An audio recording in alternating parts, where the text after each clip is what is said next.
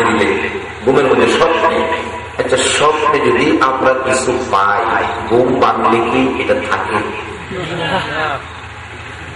কিন্তু ওই আল্লাহর ওলি বলেন, আমি স্বপ্নে পাইলাম, ঘুম ভাঙ্গার পরেও দেখি নবীজির দাড়ি মুবারক আমার হাতের মধ্যে। নবীজির দাড়ি মুবারক দেখছেন, বাস্তবে দেখছেন, এমন কেউ আছেন এখানে?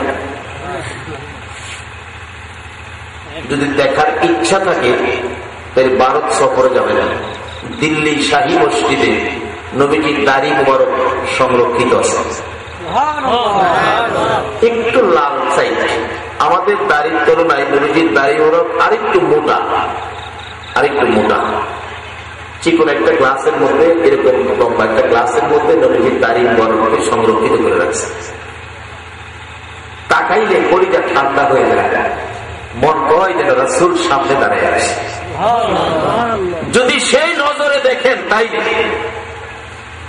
কারণ মক্কা নগরে আবু জাহেলও নবীরে দেখছে, আবু বকরও নবীরে, আবু বকরের দেখা আর আবু জাহেলের দেখা, বলুন দুই দেখা কি এক দেখা হবে? আবু জাহেল দেখেছে দুশ্মনীর নজরে, আর আবু বকর দেখেছে ভালোবাসার নজরে। দুশ্মনীর নজরে আবু জাহেল 24টা ঘন্টাই আমার আপনার নবীর সাথে দুশ্মনী। নবীকে দেখলেই হয় প্রশ্ন বের করে, প্রশ্ন। একদিন এক মুষ্টি বালু নিয়ে নবীর সামনে, বাতি যাতে নবী হয়েছে, চিন্তা করেন নবী কি ইচ্ছা করে হওয়া যায়? ইচ্ছা করে নবী হইতে কয়েকশো নবী আমরা বাংলাদেশে থাকতো না। বলে নবী হয়েছে, যদি নবী হয়ে থাকো আমার এই মোডের ভিতরে কি তুমি বলো? নবীজি আমার একটাই ছিল, কোন প্রশ্নের সম্মুখীন হইলে 2 রাকাত নামাজ পড়ার সুযোগ চাই। আমার 2 রাকাত নামাজের সুযোগ দেবা, নামাজ পড়তে দেরি, আল্লাহর পক্ষ থেকে সাহায্য আসতে দেরি নাই। এটাও নবীর দেওয়া একটা বিধান। আমরা যদি আল্লাহর সাহায্য পেতে চাই, আমরা এই আমলটা কিন্তু আমাদেরও করতে হবে। এই শিক্ষাটা রাসূল দিয়ে গেছেন। কোনো কিছু প্রয়োজন 2 রাকাত নামাজ পড়ে হাত বাড়াও, নামাজির হাত আল্লাহ পাক কোনদিন খালি ফিরায় না। কিভাবে আসতেছে সামনে,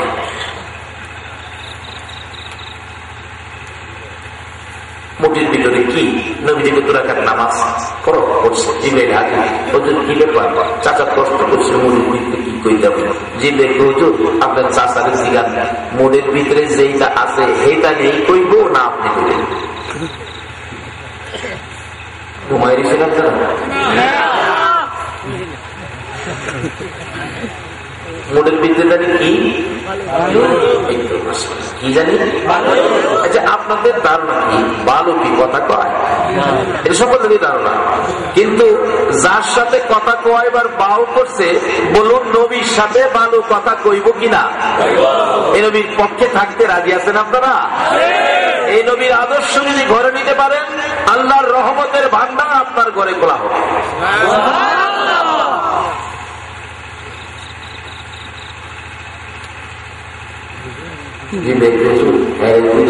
আপনি বলবেন না পাপের বিরুদ্ধে যারা হেরাই, নবী চাচা আপনার মনের বিরুদ্ধে কি আমি কমু না যারা আপনার মনে আছে হেরাই কইব? আবু জাহেল তো বাতিলে তো ধরা করছে, মনের বিরুদ্ধে যারা হেরাই বা কইবেন না, এরা তো ভালো হ্যাঁ ঠিক আছে, এরা ভালো হ্যাঁ ধারণা কইত না। আচ্ছা আপনাদের ধারণা নবীর সাথে কি ভালো কথা কইব?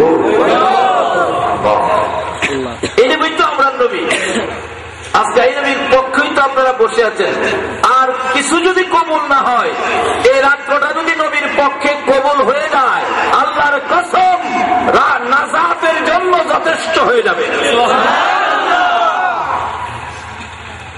কারণ অন্য কোন নবীর উম্মতের উসিলাতে মাফ করবো না, আর সেই নবীর উম্মতের উসিলাতে মাফ করবো, এটার উসিলা মানে রেখে দিবেন।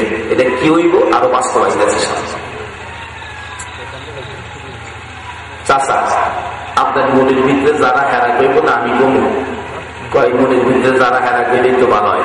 নবীজি জিগায় আমার চাচার মনের ভিতরে তোরা কে? জবাব দিত সকল বালুর কণার থেকে জবাব আসতেছে, ইয়া রাসূলুল্লাহ আমরা হলাম বালুর কণা। আবু জাহেল বালুর সাপে বন্ধ করল।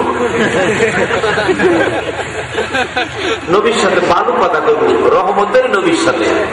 যা বালুর জন্য নবী কি বালুর জন্য তো নবী রহমত। কথা কইব হ্যাঁ চিপে চিন্তা কি বন্ধ করতে হবে। এক বেচারা বিদেশ থেকে গড়ি আছে, গড়ির মধ্যে এলাম হলো আজান দেয়,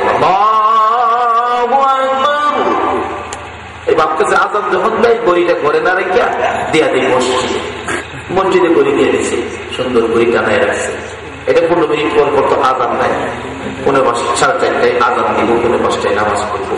মন্ত্রের সব আজান দিয়া রুমে গেছে, আর এক মুসল্লি নামাজ কেউ নাই, দাবি করিলে দাবি কান্না করিলে নিচে দিয়া বাংলা নিচে দিয়া সুন্নত করে। এই শরীরের মুসলমান আমরা বাংলাদেশে আছে না, নাহলে মসজিদের জুতা দিকে না এটা লোন ছাইরা দেয়। আমরা একটা টার্গেট লোন ফিল আপ করি, আমরা হইলাম এমন এক নবীর উম্মত যেই নবীর সৃষ্টি না হইলে সৃষ্টিকুলের কিছুই সৃষ্টি। নবীজিকে যারা ভালোবাসতেন তারা নবীর কথা মানতেন। যেমন ভালোবাসতেন নবীকে ওমর ফারুক রাদিয়াল্লাহু তাআলা। ওমরের জীবনী খুলুন, ওমর নবীকে কত ভালোবাসতেন। তার বাবা আপন পিতা জন্মদাতা নবীকে কটাক্ষ করে কথা বলছে। ওমর তরবারিটা করছে, বাবা বাবা লাগেন শ্রদ্ধা করি, কিন্তু নবীর বিরুদ্ধে কথা বললে আমি সহ্য করব। কি বলো তোমার নবী ভণ্ড নবী এই সেই। বাবা বাবা আবার বলবেন না। আবার বলার আগেই ওমর নবীর ভালোবাসা সহ্য করতে পারে নাই, আপন পিতার কল্লা কেটে দিয়েছে। ওমর কত ভালোবাসতেন নবীর নির্দেশকে, নবীর আদর্শকে, নবীর প্রেম মহব্বত কত ছিল।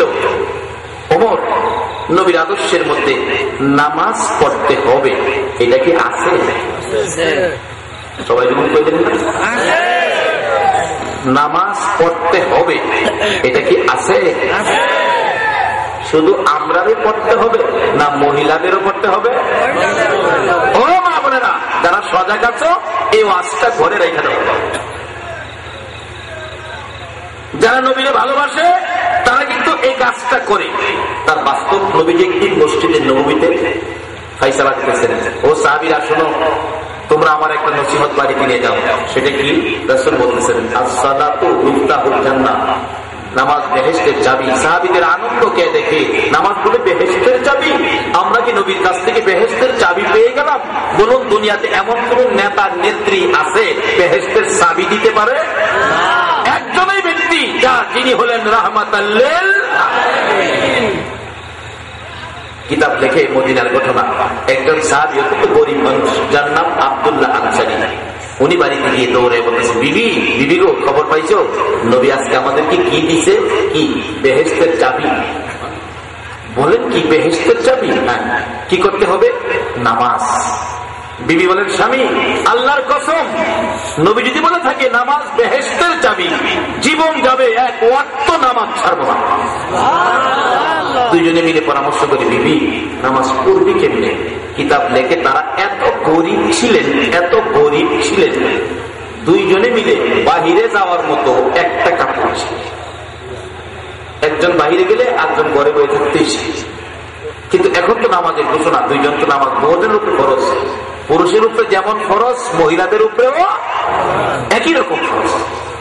দুইজনে মিলে ফাইসালা করছে, বিবি ঘরের ভিতরে একটা গর্ত করি, মসজিদের নববীতে নামাজের সময় হইলে তোমাকে উলঙ্গ করে গর্তের ভিতরে বসায়া দরজা বন্ধ করে আমি চলে যাব, আমি নামাজ পড়ে আইসা উলঙ্গ হইয়া গর্তের ভিতরে বসবো, তুমি নামাজটা পড়ো। এইভাবে দুইজনে এক কাপড়ে নামাজ পড়বো, আল্লাহর কসম নামাজ ছাড়বো। শুরু হলো নামাজ। নবীর কথা মানে, নবীর যারা ভালোবাসে দৌড়ায় যায় নামাজের সময় হইলে।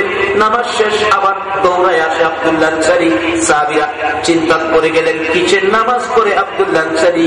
সে কি নবীর কথা মানে না? দৌড়ায় আসে, দৌড়ায় যায়। আমার নবী বলেন, সাহাবীরা রে তোমরা সমালোচনা করো না, আমি তদন্ত করে দেখি আব্দুল্লাহ আনসারীর ব্যাপারটা কি। আব্দুল্লাহ আনসারী কেন দৌড়ায় আসে, দৌড়ায় যায়? আমার নবী পিছে পিছে যাইয়া আব্দুল্লাহ আনসারীর ঘরের দরজাটা বন্ধ দেখে দরজার পাশে দাঁড়াইয়া ডাকতেছে, আসসালামু আলাইকুম আব্দুল্লাহ আনসারী, আমি রাসূল আসছি। আব্দুল্লাহ আনসারী উলঙ্গ গর্তের ভিতরে বসে বসে কাঁদে। এমন সময় নবী সালাম দিল, যেই পরিবেশে রাসূলের সালামের জবাব দেওয়া যায়। কি করি যা মানতেছে না। 3 বার সালাম দিয়ে নবী চলে আসতেছে, আব্দুল্লাহ আনসারী জবাব দিল না। বিবি দৌড়ে এসে গর্তের ভিতরে নামলেন, কাপড়টা খুলে দিলেন, স্বামী গো জলদি করে যাও গো, রাহমাতাল লিল আলামিন নবী ফিরে যাইতেছে। এই নবীকে একদিন করে নেওয়ার জন্য মদিনার মানুষগুলো পাগল পাগল হয়ে যায়। আমার বাড়িতে আইসা নবী ফেরত যাইতেছে গো, তুমি একটু যাও না, দেখো না নবী কেন আসছিলেন। আব্দুল্লাহ আনসারী পিছে পিছে কাপড়টা পরে যাইতেছে আর ডাকতে কিভাবে নবীকে দাঁড় করাবে এমন নবী চলে যাইতেছে গো, যাকে পিছন থেকে ডাক দেওয়া যায় না। কিতাব লেখে দৌড়ে যাইয়া পিছনে যাইয়া পায়ের আওয়াজ বড় করে মারছে। পায়ের আওয়াজটা বড় করে মারতে থাকলে আমার নবী পিছনে তাকাইছে, হুজুর ওয়ালাইকুম সালাম। ওয়ালাইকুম সালাম, আমি আব্দুল্লাহ আনসারী। আরে আব্দুল্লাহ আনসারী, আব্দুল্লাহ আনসারী, সালাম দিলাম জবাব দিলি না, এখন কেন পিছনে দৌড়ে আসছো, ঘটনা কি, কারণটা কি? আব্দুল্লাহ আনসারী ডাকতেছে, ও আল্লাহর বন্ধু, যেই সময় আপনি আমাকে সালাম দেন এমন এক অবস্থায় ছিলাম গো, আমি আব্দুল্লাহ আনসারী, রাসূলের সালাম দেওয়ার মতো পরিবেশ গুলো ছিল না, আমি এমন এক অবস্থায় গর্তের ভিতরে ছিলাম, আমি জবাব দিতে পারলাম না। হুজুর আপনি যেদিন বলেছেন নামাজ বেহেশতের চাবি, ইয়া রাসূলুল্লাহ বেহেশতের চাবি নামাজ রোজগার করতে যাইয়া আমি আর আমার বিবি দুইজনে মিলে এক কাপড়ের নামাজ পড়ি গো নবী, দুইজনে মিলে এক কাপড়ের নামাজ পড়ি, বিদায় দৌড়াদৌড়ি করতে হয়।